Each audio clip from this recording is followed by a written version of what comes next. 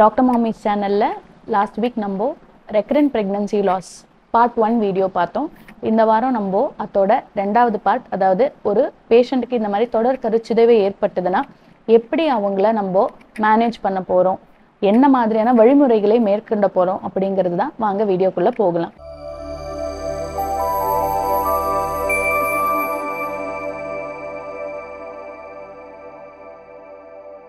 எல்லாருக்கும் வணக்கம். நான் doctor Aishwarya, fertility specialist from Accumed speciality clinic, Chennai. இப்போ நம்ம 4 சொல்லியிருக்கோம் காரணங்கள். Number 1, genetic causes. அப்பா இல்லை அம்மாவுக்கு ஜெனட்டிக் ப்ராப்ளம் இல்லாமலும் அந்த குழந்தைக்கு பாதிப்பு ஏற்பட்டிருந்து தான் கருச்சிதைவு ஏற்படும். 2வது ஏதாவது சுகர்ஸ், தைராய்ட்ஸ் மாதிரி ஹார்மோனல். 3வது ஏதாவது கர்ப்பப்பையிலேயே உள் சுவரிலேயோ இல்லாட்டி கர்ப்பப்பையே 2ஆக இருக்கிறது, இந்த மாதிரியான அனட்டாமிக்கல் காசஸ். 4வது இம்யூனலாஜிக்கல் காசஸ். இதெல்லாம் பார்த்தோம். இப்போ ஒவ்வொன்றுத்தையும் எப்படி டீல் பண்ணலான்னு பார்க்கலாம். முதல்ல ஜெனட்டிக் காசஸ். இதுக்கு எந்த மாதிரியான ஜெனட்டிக் ப்ராப்ளம் இருக்குன்றத முதல்ல நம்ம கண்டறியணும். பேபிக்கு இந்த ப்ராடக்ட் ஆஃப் கன்செப்ஷன் கேரியோடைப்பிங் அதில் ஏதாவது ப்ராப்ளம் இருந்தது அப்படின்னா அதுக்கு அடுத்த வாட்டி இது வருமா, இல்லை இந்த ஒரு ப்ராப்ளம் இந்த கருவில் மட்டும்தானா, இல்லை முன்னாடி இருக்கிற ப்ரெக்னன்சிலையும் இதே மாதிரி வந்திருந்ததா அப்படின்னா அடுத்த ப்ரெக்னன்சிலையும் இது வரதுக்கு வாய்ப்பு இருக்குன்னு ஒரு ஐடியா கிடைக்கும். ஃபார் எக்ஸாம்பிள், இந்த பேஷண்ட்டை பாருங்கள். இவங்களுக்கு இந்த மாதிரியான ஒரு ஜெனட்டிக் ப்ராப்ளம் அந்த பர்டிகுலர் ப்ரெக்னன்சியில் இருந்தது. ஸோ இவங்களுக்கெல்லாம் நம்ம என்ன பண்ணலாம் அப்படின்னா எம்ப்ரியோ பயாப்சி, அதாவது பிஜிடி அப்படிங்கிற அந்த டெஸ்டிங்கை நம்ம பண்ணி நம்மளுக்கு இவங்களுக்கு பேபி கொடுக்கலாம். ஸோ இந்த மாதிரி நம்ம டெஸ்டிங் பண்ணும்போது என்ன ஆகும்னா, நம்ம 2 விதமான எம்ப்ரியோஸை சொல்கிறோம். ஒன்று யூப்ளாய்ட், இன்னொன்று அன்யூப்ளாய்ட் அப்படின்னு. யூப்ளாய்ட்னா நல்ல எம்ப்ரியோ, அன்யூப்ளாய்ட்னா கெட்ட or genetically bad embryos. And 3வது விதமான ஒரு எம்ப்ரியோ இருக்குது, மொசைக் எம்ப்ரியோன்னு. அதை பற்றி நம்ம டீட்டெயிலாக பேசலாம். ரிப்பீட்டடாக கருச்சிதைவு ஏற்படும் போது உங்களுக்கு யூப்ளாய்டு எம்ப்ரியோவை நம்ம ரீப்ளேஸ் பண்ணும்போது இவங்களுக்கு சக்ஸஸ்ஃபுல்லாக ப்ரெக்னன்சி போகிறதுக்கான சான்சஸ் அதிகம்ன்றத ஆய்வுகள் கண்டுபிடிச்சிருக்காங்க. சப்போஸ் இந்த மாதிரி உங்களுக்கு ப்ரெக்னன்சி லாஸ் இருந்துகிட்டே இருக்குது, மற்ற எந்த ஃபேக்டர்ஸும் இல்லை அப்படிங்கிற போது நம்ம இந்த PGT-A டெஸ்டிங்கை இவங்களுக்கு பண்ணுவோம். இந்த PGT-A டெஸ்டிங் அப்படிங்கிறது முக்கால்வாசி நல்ல IVF சென்டர்ஸில் அண்ட் நல்ல IVF டாக்டர்ஸ் உங்களுக்கு பண்ணுறாங்க. அதில் உங்களுக்கு ப்ரெக்னன்சியோட சான்சஸ் ஆல்மோஸ்ட் 50% இன்க்ரீஸ் ஆகுது. And live birth rate chances 70% ஆகுது. ஸோ டெஃபினட்டாக உங்களுக்கு இது கருச்சிதைவை குறைக்குது அப்படிங்கிறது ஆய்வுபூர்வமாக உங்களுக்கு ப்ரூவ் பண்ணப்பட்டிருக்கு. எனக்கே பல பேஷண்ட்ஸ் கிட்ட நல்ல எக்ஸ்பீரியன்ஸ் இருக்குது. 2வது, suppose structural reversal or balance translocation ஒரு ஃபீச்சர் இருந்ததுன்னா, ஃபார் எக்ஸாம்பிள் இந்த பேஷண்ட் பாருங்கள், இவருக்கு இதே மாதிரி ஸ்பெர்ம் கம்மியாக இருக்குன்னு வந்தாங்க, ஜெனட்டிக் ப்ராப்ளம் இருந்தது, அதனால தான் கருச்சிதைவு ஏற்படுது, பயோகெமிக்கல் ப்ரெக்னன்சி ஏற்படுதுன்னு நம்ம கண்டுபிடிச்சி இவங்களுக்கு இந்த PGT அப்படிங்கிற அந்த டெஸ்ட்டை நம்ம அட்வைஸ் பண்ணோம். ஸோ அதை பண்ணி அதில் ஒரு கரு நல்ல கருவாக வந்தது. அந்த மாதிரியான கருவை இப்போ ட்ரான்ஸ்ஃபர் பண்ணி பேஷண்ட் சக்ஸஸ்ஃபுல்லி 28 வாரம் கிராஸ் பண்ணி போயிட்டுருக்காங்க. இந்த மாதிரி ஒன்றும் இல்லை, பல எக்ஸாம்பிள்ஸ் நம்மக்கிட்ட இருக்குது. 2வது அனட்டாமிக்கல், அதாவது கர்ப்பப்பையிலையோ கர்ப்பப்பையோட உள் சுவற்றிலையோ ஏதாவது ஒரு ப்ராப்ளம் இருக்கிறது. இதில் வேரியஸ் வெரைட்டிஸ் ஆஃப் ப்ராப்ளம்ஸ் இருக்கலாம். இதில் யூட்ரஸோட உட்புறத்தில் இருக்கிற சில கட்டிகள், ஃபைப்ராய்ட்ஸ், அடினோமயோசிஸ், யூட்ரஸ் தடிமனாக இருக்கிறது, இல்லை அதுக்குள்ள சத வளர்ச்சி, பாலிப்ஸ் அப்படின்னு சொல்லுவோம், இதெல்லாம் இருந்ததுன்னா உங்களுக்கு ரிப்பீட்டடாக கருச்சிதைவு ஏற்படுறதுக்கு வாய்ப்பு இருக்குது. அந்த மாதிரி டைமில் ஒரு லேப்ரோஸ்கோப்பி இல்லை ஹிஸ்ட்ரோஸ்கோப்பி போட்டு உங்கள் டாக்டர் இதை ரிமூவ் பண்ணிவிட்டு அப்புறம் நீங்கள் கன்சீவ் ஆகுங்கன்னு சொல்லுவாங்களே. நிறைய பேஷண்ட்ஸ் அந்த மாதிரி ஃபைப்ராய்ட்ஸை எடுத்து இயற்கையாகவே கன்சீவ் ஆகி நல்லபடியாக சக்ஸஸ்ஃபுல்லாக டெலிவரி ஆயிருக்காங்க. இந்த ஃபைப்ராய்ட்ஸ் மாதிரியான கட்டியில் ஃபஸ்ட்டு 12 வாரத்தில் யூஸ்வலாக கருச்சிதைவு ஏற்படாது. 3 மாதத்துலேருந்து 6 மாதம், செகண்ட் ட்ரைமஸ்டர் மிஸ்கேரேஜ்னு சொல்லுவோம், அதுதான் அதிகப்படியாக ஏற்படும். அது தவிர இல்லாமல் யூட்ரஸில் வேற என்ன அனட்டாமிக்கல் ப்ராப்ளம்ஸ், செப்டம் அப்படின்னு யூட்ரஸோட உள்பகுதியில் ஒரு திரை மாதிரி இருக்கும், அது கர்ப்பப்பை ஒட்டுறதுல பாதிப்பு ஏற்படும். ஸோ அதனால் ஏற்பட்டால் உங்களுக்கு செப்டல் ரிசெக்ஷன் அப்படிங்கிற ஒரு சர்ஜரி இருக்குது. அது நானும் நிறைய பண்ணியிருக்கேன். அந்த சர்ஜரி நம்ம பண்ணுவோம். யூட்ரஸே 2ஆக இருக்குது, பைகார்னவேட் யூட்ரஸ் இல்லை டைடெல்ஃபிஸ் யூட்ரஸ் இந்த மாதிரி இருந்ததுன்னா அதெல்லாம் நம்ம தேவையில்லாமல் தொடமாட்டோம்.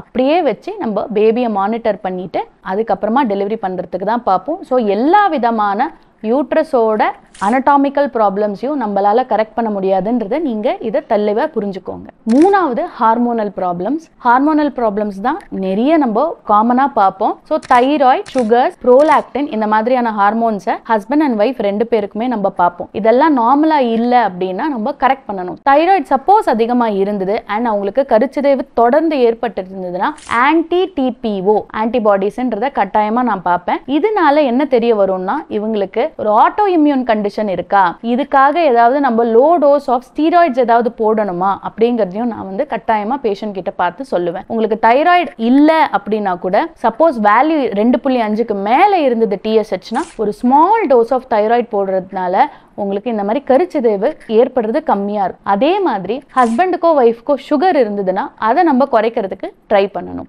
இயற்கையா வந்து உங்களுக்கு எக் ரிலீஸ் ஆகும்போது அதுல இருந்து இருக்கிற கார்பஸ் லியூட்டியத்துல இருந்து உங்களுக்கு ப்ரொஜெஸ்டரான் ஹார்மோனும் ரிலீஸ் ஆகும். இது வந்து சில பேத்துல வந்து இனஃபா இருக்காது. ஸோ அவங்களுக்குலாம் நம்ம வெஜைனல் ப்ரொஜெஸ்டரான் அடி வழியா வைக்கிற இந்த ப்ரொஜெஸ்டரான் ஹார்மோன் ஒரு நாளைக்கு 400 மில்லிகிராம் கொடுத்தோம்னா இந்த மாதிரி தொடர் கருச்சிதைவு கம்மியாகுது அப்படிங்கிறது சொல்றாங்க. ஸோ நானும் இந்த மாதிரி ரிப்பீட்டட் மிஸ்கேரேஜஸ் இருக்கிறவங்க வேற எந்த ப்ராப்ளமும் இல்லைன்ற போது இந்த ப்ரொஜெஸ்டரான் ஹார்மோனை கொடுப்பேன். தேவையில்லாம முதல் பிரெக்னன்சிக்கோ ரெண்டாவது பிரெக்னன்சிக்கோ இதை ருட்டீனா கொடுக்கறத அவாய்ட் பண்ணிடுறது நல்லது. நான் யூஸ்வலா வந்து without a reason progesterone hormones கொடுக்கறது கிடையாது. நாலாவது அண்ட் எலாபரேட்டான ஒரு ரீசன் வந்து இம்யூன் ஃபேக்டர்ஸ். அதாவது நம்மளோட பாடியில இருக்கிற திசுவை வந்து என்னைக்கு அட்டாக் பண்ணுதோ அதை பேர் ஆட்டோ இம்யூனிட்டி அப்படின்னு சொல்லுவோம். என்னென்னலாம் இருக்கு அப்படின்னு சொல்லிட்டு பாத்தீங்கன்னா APS ஆன்டிபாஸ்போலிபிட் சிண்ட்ரோம் அப்படிங்கிறதுக்கான டெஸ்ட்டை வந்து கட்டாயமா எடுப்போம். நான் ஏற்கனவே சொன்னேன் இல்லையா, லாக், பீட்டா-2 கிளைகோப்ரோட்டீன் அண்ட் ACL இந்த 3 டெஸ்டையும் நம்ம கட்டாயமா பேஷண்ட்ஸ்க்கு எடுத்துருவோம். எப்போ தொடர் கதிர்ச்சிதைவு இல்ல IVF ஃபெயிலியர் ரிப்பீட்டடா ஆயிட்டே இருக்குன்ற போது கட்டாயமா இந்த டெஸ்ட்டை நம்ம எடுத்துருவோம். இந்த டெஸ்ட் பாசிட்டிவா வந்ததுன்னா உங்க டாக்டர் உங்களுக்கு Ecosprin, low molecular wait heparin அப்படிங்கிற அந்த 2 பொருள் தருவாங்க. இதை கொடுத்தனாலே 50% உங்களுக்கு தொடர் கதிர்ச்சிதைவு கம்மியாகுதுன்றத ஆய்வுகள் வந்து சொல்லியிருக்காங்க. இதை தவிர இல்லாம இப்போ ஒரு 2-3 மாலிக்யூல் புதுசா வந்திருக்கு.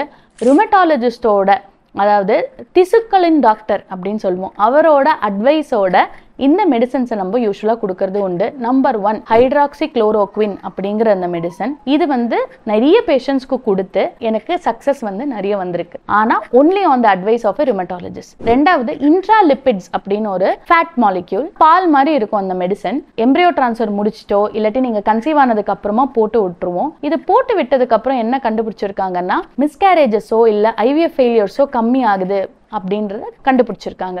இது பத்தி தான் நான் ஃபெலோஷிப் டிகிரி படிக்கும்போது ஆய்வுகள் மேற்கொண்ட என் IVF ஃபெயிலியர் பேஷண்ட்ஸ் இது யூஸ்ஃபுல்லா இருக்குன்றது என்னோட ஆய்வின் முடிவு. மூணாவது இன்ட்ராவீனஸ் இம்யூனோகுளோபுலின் அப்படிங்கிற ஒரு மெடிசன். இதுக்கு பெரிய எவிடன்ஸ் கிடையாது. பட் ஆனா ரொம்ப தொடர் கருச்சிதைவு ஏற்படும் போது சில ஃபேக்டர்ஸ் இருந்ததுன்னா இதை வந்து கொடுக்கலாம்னு சொல்லிட்டு உங்க டாக்டர் வந்து பரிந்துரைப்பாங்க.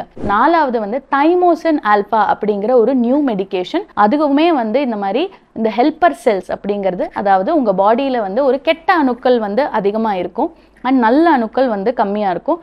அதை ரிவர்ஸ் பண்றதுக்கு இந்த மெடிசன் யூஸ்ஃபுல்லா இருக்கும் அப்படின்றத கண்டுபிடிச்சிருக்காங்க. அஞ்சாவது வந்து LIT லிம்போசைட் இம்யூனைசேஷன் தெரப்பி.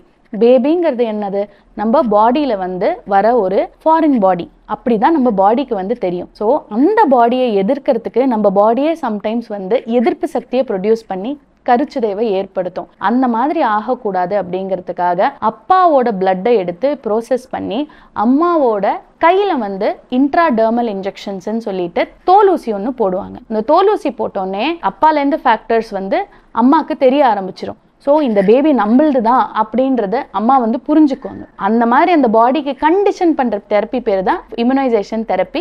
ரொம்ப நியூவா நல்லா இருக்கு இல்லையா கேட்கறதுக்கு. பட் பெரிய ஆய்வுகள் இல்லை.